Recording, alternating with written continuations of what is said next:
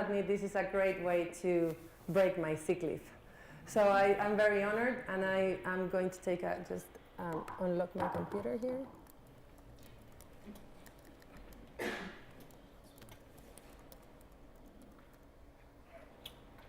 There you go.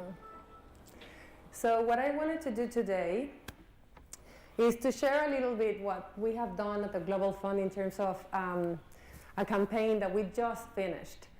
It is not perfect. It is a way for me to share a little bit the experience that we have had with using social media in order to influence social change, in order to get people's attention to challenges, global challenges.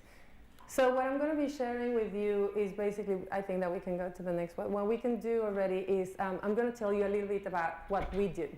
So the Global Fund is this financial institution that gets money from the G8 countries, a lot of money. Oh, wait, just like pause it for a second. We are all connected, intricately. There you go. We're all connected, and that's actually the message that we want. No. The Global Fund basically is this institution that is a financial institution that gets a lot of money, a lot. We have actually to date got $20 billion to fight only 3 diseases: AIDS, tuberculosis, and malaria. We're very focused, we're very successful, therefore.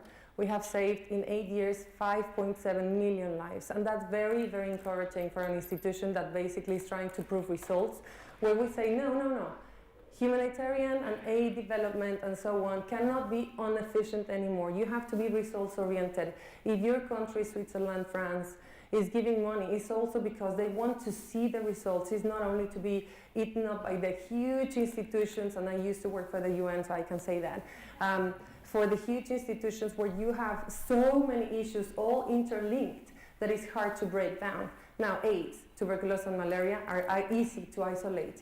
If you wanted to tackle nutrition, you have to work on diarrhea. I'm sorry, if you wanted to tackle, for example, diarrhea, you have to work on water, nutrition, agriculture, so many things to tackle one single thing. These ones are isolated, silo-based, so you can kill them straight away. You can actually go to the stupid mosquito and say, no more. This is a world in which we're not going to have people dying of mosquito bites.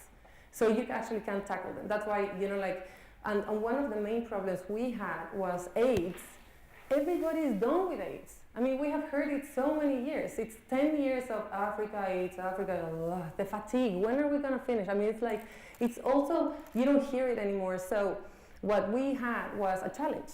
How do we actually get people's attention again so that we can have the support from the governments to continue paying for a disease that it's been there, but that we can actually really tackle? So we decided to actually go for the one entry point, which is mother-to-baby transmission of HIV, which we put this campaign together using social media so that the new generations could understand it. So what I'm going to present to you right now is a video that basically summarizes the entire campaign that was 5 months, trying to help us actually get the money we needed that we actually collected in October. We share an earth, which means it isn't just her or them, it's us. Global health is our health, and we all take responsibility. That's why a few years ago we came up with a goal, a plan, together. By 2015, we would eliminate one of the ways in which HIV is transmitted.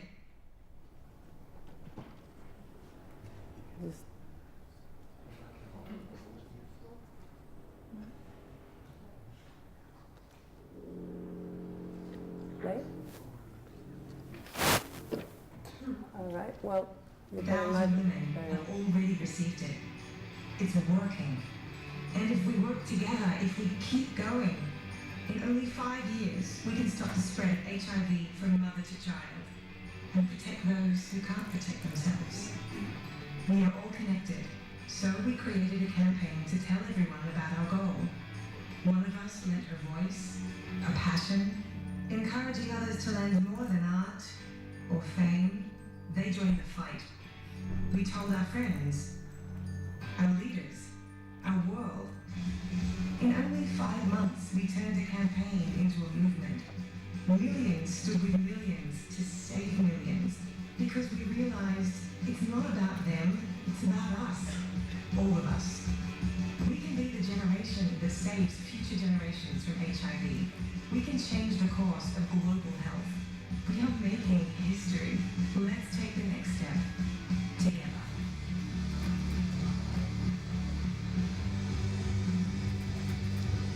There you go. So as I was telling you, this campaign actually started in May.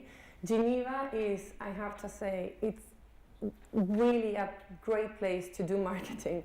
And I don't know how many of you are doing that here, but with the intelligence, the technology, the innovation that is here, we were able actually to make sure that we were able to test and also approach so many of, like the companies like Yahoo and YouTube coming to Geneva. It's actually really easy for, like to put a global movement right now. So what we did actually, I think that if we can move on, the entire purpose of the campaign was to say, one, we need to put this issue on the agenda. No one knows how easy it is to have no more babies born with HIV. No, it's so easy. It takes actually 40 cents of dollar to, to save a baby in his life.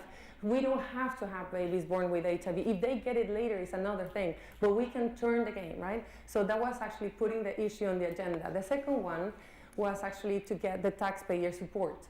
We needed governments to give us, like the $12 billion that we got in October, and we needed the governments to know that the taxpayers were with them, so that, like they were like, oh, we're gonna cut your pensions, we're gonna, like make you work longer, we're gonna do this, but by the way, we're helping kids in Africa to, fight HIV. You can't do that with populations, like, like in Spain and in so many different countries with the crisis we had in the previous years. We had to actually get the support of the people so that the governments would, would have that taxpayer base of support. And the third one was actually to get the Global Fund into a bigger brand. So the Global Fund is Geneva-based, founded by Kofi Annan, and also has been talking for the last 8 years to say 10,000 people. So how do you actually all of a sudden talk to 20 million people? What kind of a tools? How do you do it in 5 months, or in a year? So what we did was actually, it's something I'm going to show you, just like in terms of choosing the narrative. As NGOs and plenty of you here, at least in the speakers that I've seen work in this field, we're used to see campaigns that make you feel guilty. Why are you doing enough? You could be helping. You work in Switzerland, you have enough money. You can help, like kids here, or do this or that. We actually move away from guilt. We moved away from having pictures of very skinny kids with runny noses and flies in the eyes and make you feel sad. We want to make you feel, like upbeat. We can do this. This is a hope, this is a message of hope. We can actually do this. And you can be part of that movement, and we can make it. So let me show you just like a little 15-second clip of the type of narrative we were using. My son is Gilbert, he's 3 years old. I was happy he's negative. She's negative. Right? My baby girl is Grace Atieno. She's 3 years old. She's negative. Very well. I think you get the picture, right? Like overall, that was the mindset. So, in a positive tone, what we did was actually, I think we can go to the next one. What we did was try to get the issue exposed to as many people as possible, nail it down to have as many people as we could reacting to it, and then have the goal of kind of like the maximum that you can engage with us was to sign a petition, a digital petition. So how do you do that if you don't have a lot of money, but like you have an issue out there? So the way we did that, and those are actually were the results. We went social media. We went social media because that's actually the generation we wanted to talk to. And the generation is not 18 to or 14 to 20 as many people think. The generation that is using now Facebook is actually, you tell me? What is it? What do you think? 30s. Exactly. 30s, women educated. Voila. That's actually our target. We didn't want the kiddies in high school only. It's actually recognizing that this is mainstream, and this is not new media, this is mainstream media already. But from the world of social media platforms that you have there, you can't use them all, right? You can't do all. You can't be perfect everywhere. So we actually went only for a couple of them. We eliminated Twitter. I mean, we had Twitter, but we didn't want to use it too much because we didn't have enough, information to share there. We didn't do as much Facebook. We actually went for two things: causes on Facebook, so that people would get involved there, and then YouTube. So let me show you just quickly a little bit the kind of content that we produce in order to become a little bit more entertaining and viral, to express something in a, if you want, in a surprising way. So this is the way we decided to show the world that mother-to-baby transmission of AIDS is possible with Amy Winehouse.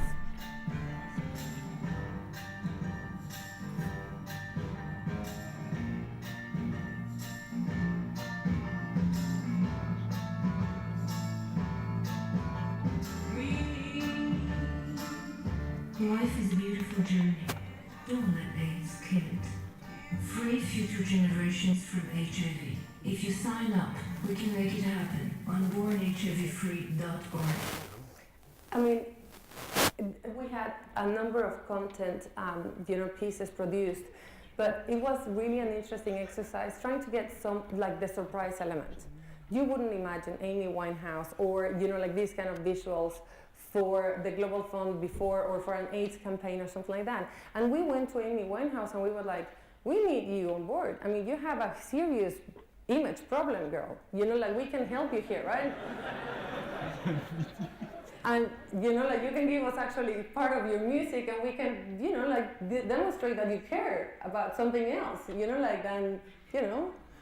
And so we went, I have to admit, we went to a couple of people, targeted people like that were sort of that were surprising. And that the music was upbeat, and what we wanted is actually to have, you downloading that video and passing it on and listening it when you're in the tube in, in London or something like that, and you were actually, this is cool. It doesn't have to be heavy charity nonsense. It could be something that you could be entertained, right?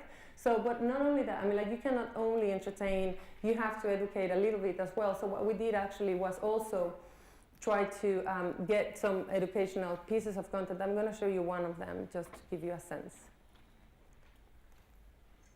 AIDS is one of the greatest health challenges the world has ever faced. But finally, we have inexpensive drugs that stop transmission of HIV from a mother to her child. We must provide this treatment to all who need it. Free future generations from HIV. If you sign up, we can make it happen on bornhivfree.org. So as you can see, honestly, all the content pieces, all what I'm telling you wouldn't be possible without our friends. We went to a number of people and asked them to be our friends and support us in what we were doing. Not only people that have image problems, not only people, but there's a number of people that have a lot of fame and access, that have a lot of possibilities, and, and not only celebrities, Tiffany's advertisement for free, all of that, but also, having the support from the platforms itself. So that when we were producing pieces of content, they were not just lost out there without no one actually being exposed. So we had actually YouTube, for example, pushing our campaign in a major way and doing very innovative ways so that we can talk to the people. For example, let me give you one example. There's the first live stream concert in Europe was done with YouTube filming a Paul McCartney concert. So we were like, okay, you want a concert to be live streamed in YouTube, right? That's what you want. You want to enter the music business, right? So film it, but let people, if they want to see it, if you're in London, you can go to the park. But if you're not, if you're in Geneva, if you want to see it, you can come and watch it straight from YouTube, or you can come to my website, Born HIV Free, and watch it through YouTube. So that everybody that wanted to see a little bit of Paul McCartney had to come through our campaign. It was a little bit of, diverting the traffic, but it worked so much. We had 2.5 million visits on one day just because of this kind of experimental trying to get, some attention. So I'm going to show you the way that they were presenting it.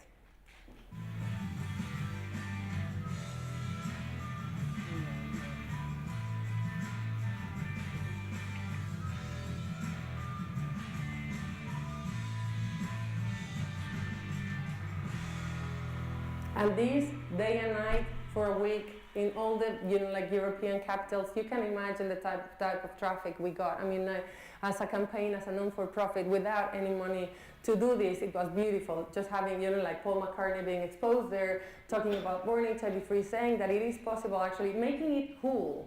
That was the thing. Making the possibility of a transmission of a disease that has been there forever, making it cool. So I think that you got, like the idea. We did a number of these kind of things. And because I don't want to take your time too much, I think that you can go for all of them. All of these this campaign started in May, and for us, the final decision was the UN General Assembly, the summit in which all the decision makers were there. What we wanted to do is actually to create a bubble for these people to think, these guys are everywhere. It is, like I see mother-to-baby transmission, like in the radio, in the newspaper, in the office. So as you can see, like that video that is running, or should be running actually, exactly that video that is running, during the UN General Assembly, we basically located where were the points in which the leaders were going to be walking from the UN General Assembly to their hotels or to the Clinton Global Initiative. And we basically put people on the street, like saying, we can do this. And, like we had pieces of advertisement here and here. I mean, it was just to give a sense of capturing the attention of not only the people, but also the decision makers, that the people were there, so that they can understand that they have to listen to what people are saying. Like people were supporting this. So I think that what we did finally was actually consolidate all those signatures in one big book that was exposed to Ban Ki-moon and was used to, to give it to the G8 a couple of days before what they call their pledges. Although I don't want to say again that this is perfect. For us, it was a very interesting way to enter global challenges, social change through social media. It is absolutely, like the beginning for our world in the humanitarian and aid development world to be using these tools, but it actually proved for us that it was a very powerful way to move the agenda forward. It's not only to have chats and conversations or to share information, it's also to move people around to do more things. So Eve asked me to just mention at the very end what we're doing. I think that what we want to do moving forward after the campaign is over is to continue actually creating those kind of groups. We have a project that is an opera that will be requiring a lot of support from young people to actually find out the connection with high art. We're going to do La Bohème, which is about one girl that dies of tuberculosis. Tuberculosis is not an old disease that, like we all think tuberculosis is kind of like gone, but it's actually very current. It's actually not very known, but it's going to come back. And so that's what we want to do. We want to also make sure that with the knowledge we got from this campaign, we can share it with different organizations about how to best utilize social media for social change, but also how to put pressure into big corporations that are having, like the Facebooks and all these new organizations, so that they take a little bit more social responsibility and not only in donations, but also helping out in guiding people to best use their platforms. Thank you very much.